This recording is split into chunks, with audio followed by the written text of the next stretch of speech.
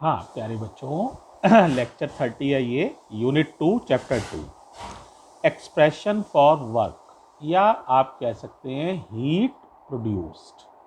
Work के अलावा दूसरा वर्ड भी यूज़ कर सकते हो, हीट प्रोड्यूस्ड, वर्क और हीट प्रोड्यूस्ड। ठीक है, हीट प्रोड्यूस्ड। देखो सबसे पहला सवाल तो यही है, सर हीट क्यों प्रोड्यूस हो जाएगी सर्किट में, पहले तो ये बताइए। देखो बड़ा आसान है बेटा, जब करंट चलेगी ना तो रेजिस्टेंस उसका अपोज करेगा। तो बैटरी को करंट चलाने में कुछ रेजिस्टेंस के अगेंस्ट वर्क करना पड़ेगा।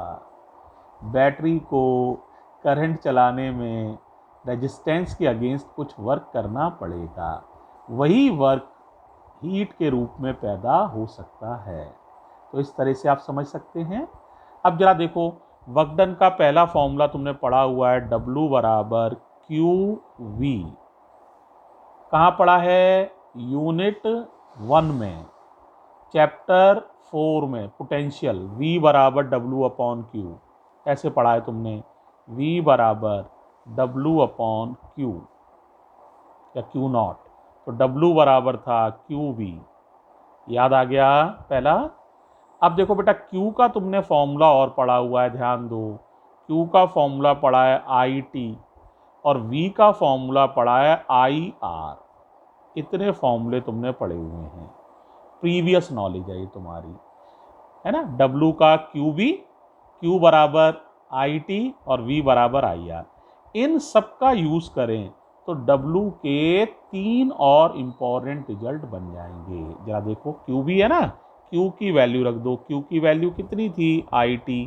तो W का एक और फॉर्मूला बन जाएगा, बोलो भाई, V और Q की वैल्यू रख दी IT, तो ये दूसरा बन गया।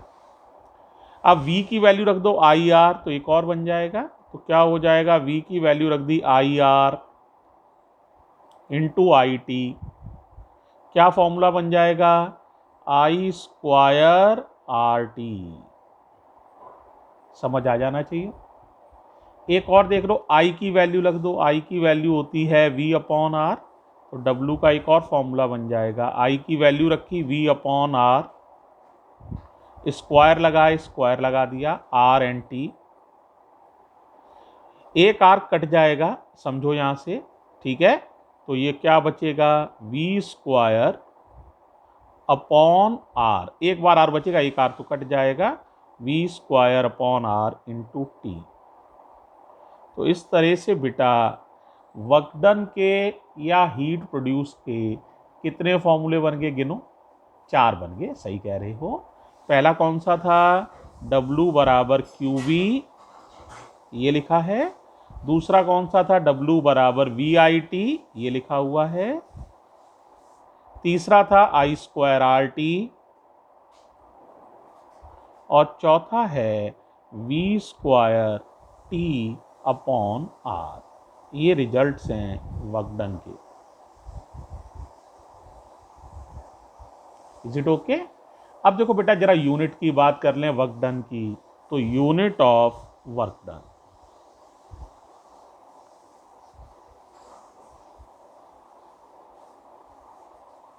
या आप एनर्जी भी कह सकते हो, और एनर्जी, ठीक है। तो देखो बेटा, यूनिट कौन कौन सी होती हैं। सबसे मेन यूनिट तो तुम जानते ही हो बेटा, तुम्हें मालूम ही है। एक यूनिट क्या होती है, आप देखेंगे तो जूल, MKS यूनिट है। लेकिन हम इसकी बात नहीं कर रहे हैं, हम बात कर रहे हैं इलेक्ट्रिसिटी जनरली किस यूनिट में नापी जाती है।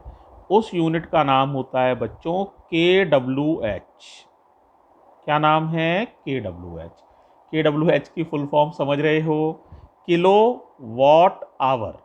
किलो वॉट आवर, यानी सीधी सी बात यह है, अगर 1000 वॉट, है ना, 1 घंटे तक इस्तेमाल करें तो जो बिजली खर्च होगी वो KWH, 1 KWH होगी, 1 किलोवाट आवर होगी, ठीक है। और कोई बच्चा जानना चाहे तो इसके और भी नाम हैं। एक और नाम हो सकता है इसको कहते हैं यूनिट। घर में यही कहते हैं कितने यूनिट बिजली खर्च हो गई। तो यूनिट भी KWH का ही दूसरा नाम है। एक और नाम होता है BOT, board of trade. Trade कहते हैं व्यापार को, board of trade. Electricity board जिसमें अपना व्यापार करता है, बिजली विभाग जिसमें अपना व्यापार करता है, तो वो BOT कहते हैं, बोर्ड ऑफ ट्रेड। मीनिंग सभी को बहुत क्लियर होना चाहिए। 1 KWH का मीनिंग है 1 किलो, और आवर को सेकंड में बदलोगे तो 60 मिनट और 60 सेकंड, इतने जूल एनर्जी। इसको सॉल्व करोगे तो आएगा 3.6 इंटू 10⁶ जूल। इतने जूल एनर्जी को 1 KWH कहते हैं। साधारण शब्दों में मैंने बता ही दिया, अगर 1000 वॉट, आप जैसे 1000 वॉट का बल्ब हो आपके यहाँ मान लीजिए, और उसे 1 घंटे तक आप जला दें तो कितनी बिजली खर्च हो जाएगी? आंसर 1 KWH या 1 यूनिट बिजली खर्च हो जाएगी, है ना। जैसे आपका AC है, वो मान लीजिए 1500 वॉट का है, तो उसे अगर 1 घंटा जला दोगे तो आपका 1.5 यूनिट बिजली खर्च हो जाएगा, 1.5 यूनिट।